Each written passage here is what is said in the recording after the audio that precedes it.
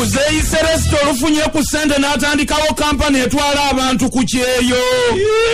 Agamba nti kino bulijjo kibadde kirooto kye kyokka nga talina ssente era kwe kulabika nti abadde azinoonya olwazifunye kwe kusalawo okukituukiriza kyokka abantu baga nti obulipo buli mulimu guno tajja kumalako.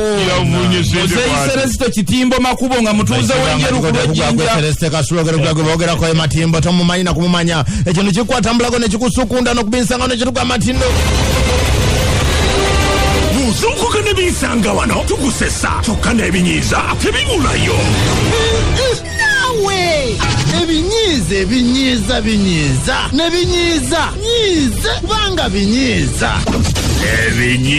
Ebinyiiza banyiiga n'obunyiiga obunyiiza banyiizi obwekyeto. Omuzinga gw'obusanga. Ekinyiizo namba 5.